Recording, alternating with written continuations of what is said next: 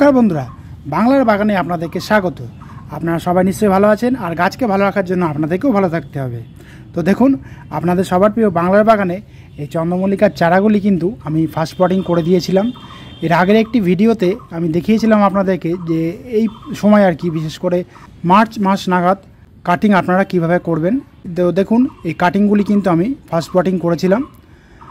দেখেছেন, বেশ ভালোই কিন্তু গ্রো করতে শুরু করেছে। এখানে দেখুন 4টি কাটিং এখানে রয়েছে, আর বাকি যে কাটিংগুলি রয়েছে সেগুলো আবার একটু বড় হয়ে গেছে বলে আমি 4 ইঞ্চি পটে অলরেডি আমি দিয়ে দিয়েছি। দেখুন, গাছগুলি কিন্তু বেশ ভালোই গ্রোথ নিতে শুরু করেছে। দেখেছেন, এটি একটি ভ্যারাইটি, এটি একটি ভ্যারাইটি, এখানে মোট 4টি ভ্যারাইটি গাছ রয়েছে। আপনারা দেখে নিশ্চয়ই বুঝতে পারছেন। আর বাকি যে কাটিংগুলি আমি এরকম ফার্স্ট পটিং করেছিলাম, সেই গাছগুলি কিন্তু অলরেডি আমি ফার্স্ট পেইন্টিং আমি করে দিয়েছি, কেননা গাছগুলি কিন্তু এর থেকেও একটু বড় বড় হয়ে গিয়েছিল। আর এই ফার্স্ট পটিংরত অবস্থাতে কিন্তু আমি একবার খাবারও কিন্তু দিয়েছিলাম, একদম পাতলা করে খোল জল শুধু দিয়েছিলাম, আর কোনো খাবার দিইনি। তাতে দেখুন গাছ কিন্তু বেশ ভালোই বড় হতে শুরু করেছে, আপনারা দেখে নিশ্চয়ই বুঝতে পারছেন। আর যারা কাটিং অলরেডি করে ফেলেছেন, দিয়ে এরকম ফার্স্ট পটিং করে ফেলেছেন, তারাও কিন্তু একটু খাবার দেওয়া শুরু করবেন, সামান্য অল্প করে আর কি। মানে একদম পাতলা খোল জল এখন দেবেন, রাসায়নিক সার এখন বিশেষ দেওয়ার দরকার নেই। আর এরকম আগাছা হলে কিন্তু তুলে দেবেন। দেখেছেন, এরকম আগাছা হলে তুলে দেবেন। শুকনো কোনো পাতা থাকলে কিন্তু এরকম কাঁচি দিয়ে কেটে দেবেন, বা হাত দিয়ে এরকম ছিঁড়ে ছিঁড়ে দেবেন। আর শুকনো কোনো পাতা কিন্তু রাখবেন না, কারণ এতে এর ফলে হবে কি, একটু ফাঙ্গাস লেগে যেতে পারে শুকনো কোনো পাতা রাখলে। গাছগুলিকে ফ্রেশভাবে আমাদেরকে রাখতে হবে, কারণ আগামী শীতে আমরা এই কাটিংগুলিকে বড় করে প্রচুর সংখ্যায় চন্দ্রমল্লিকা ফুল কিন্তু আমরা নেওয়ার চেষ্টা করব। আর যারা এখনও কাটিং করেননি, তারা খুব দ্রুত কিন্তু কাটিং করা স্টার্ট করে দেন, কারণ এই সময় কিন্তু আপনারা যে কোনো নার্সারিতে কিন্তু এই চন্দ্রমল্লিকা কাটিং কিন্তু আপনারা পাবেন না। একদম আগস্ট সেপ্টেম্বর মাস নাগাদ আপনারা কাটিংগুলি পাবেন, তো তখন অনেক দেরি হয়ে যাবে। যারা আর কি একটু বেশি করে ফুল চান আর কি আপনারা এই চন্দ্রমল্লিকা গাছ থেকে, তারা কিন্তু অলরেডি শুরু করে দেন, কারণ এরপরে যদি করেন ফুলের সংখ্যা কিন্তু আপনারা গাছ থেকে কিন্তু কম পরিমাণে আপনারা ফুল পাবেন। তো আমি আপনাদেরকে আগেই বলেছি এই গাছে কাটিং কীভাবে করতে হয়, সেই ভিডিওটি আমার চ্যানেলে দেওয়া আছে। আপনারা আমার চ্যানেলে প্রবেশ করে সেই ভিডিওটি দেখে নেবেন। আশা করি আপনাদের অনেক সুবিধা হবে চন্দ্রমল্লিকা গাছে কাটিং তৈরি করতে। টাইটেল আর থাম্বনেল দেখে আপনারা নিশ্চয়ই বুঝতে পেরেছেন যে আমি আজ আপনাদের সঙ্গে কী গাছ প্রতিস্থাপনের বিষয় নিয়ে আলোচনা করতে চলেছি। তো তাহলে চলুন আর দেরি না করে সেই গাছ প্রতিস্থাপনের দিকে তাহলে এবার যাওয়া যাক।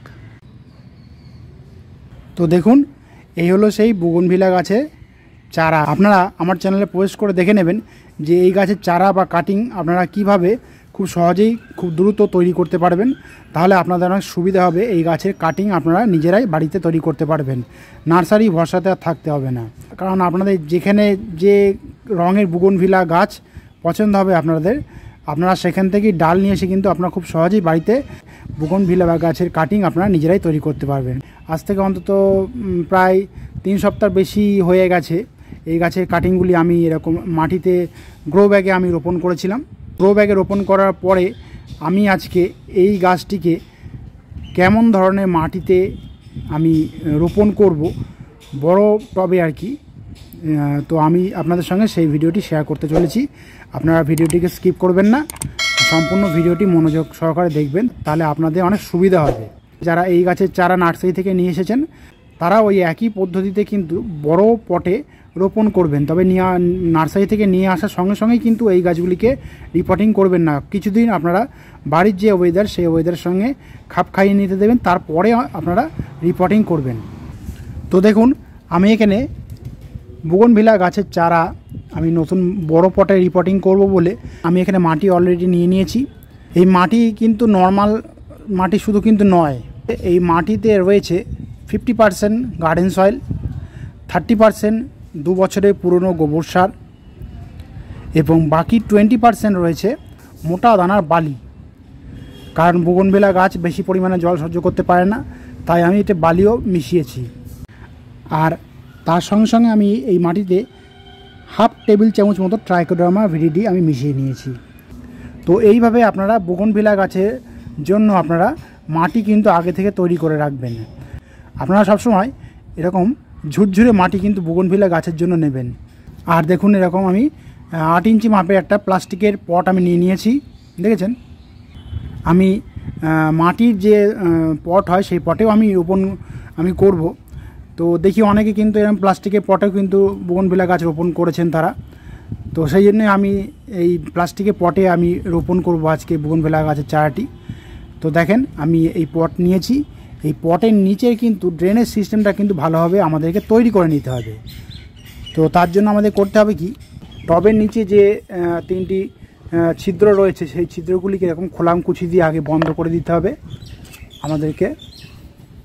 এই খোলামকুচি দিয়ে টবের ছিদ্রটি বন্ধ করে দিয়ে কিন্তু মাটি দিয়ে দিলে হবে না, আমাদের এবার একটি বিশেষ কাজ করতে হবে।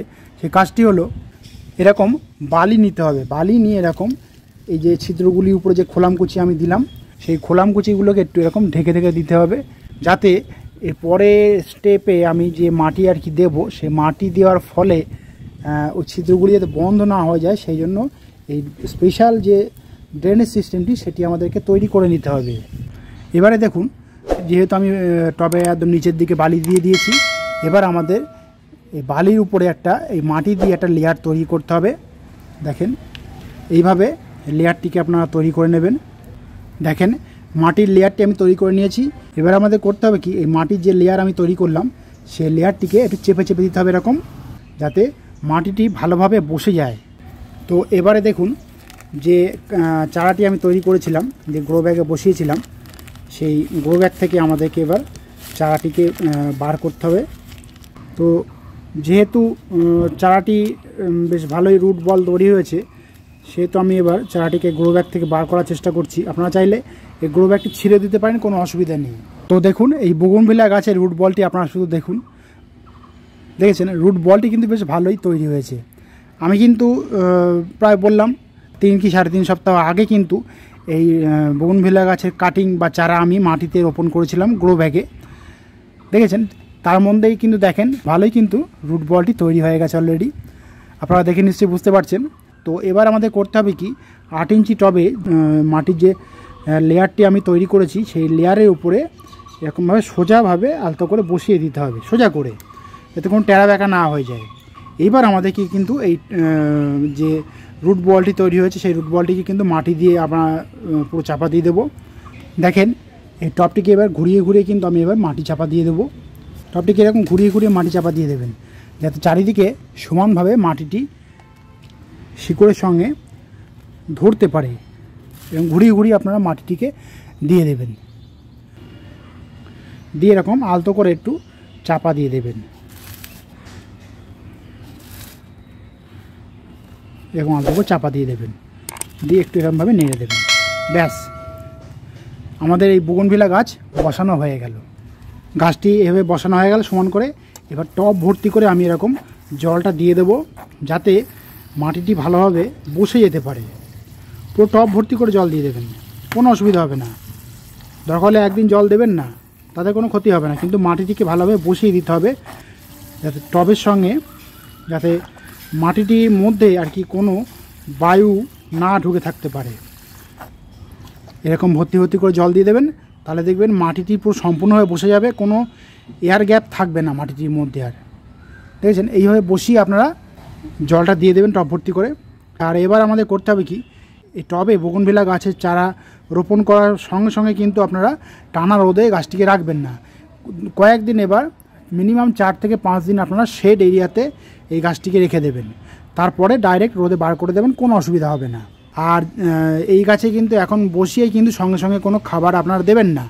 মিনিমাম 20 থেকে 25 দিন বয়স হবে এই গাছের, গাছ গ্রো করতে শুরু করবে, তখন কিন্তু এই গাছে আমি খাবার দেব, এবং কি কি খাবার কখন আমি দিচ্ছি সবই কিন্তু আপনাদের সঙ্গে আমি শেয়ার করব, চিন্তার কোনো কারণ নেই।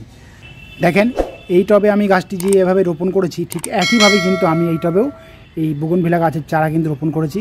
এটা অরেঞ্জ কালারের বুগনভিলা গাছ, এবং এটি রেড কালারের বুগনভিলা গাছ। এছাড়াও আমার কাছে হোয়াইট কালারে আছে, ব্লু কালারের একটি চারা আমি তৈরি করতে আপাতত সাকসেসফুল হয়েছি।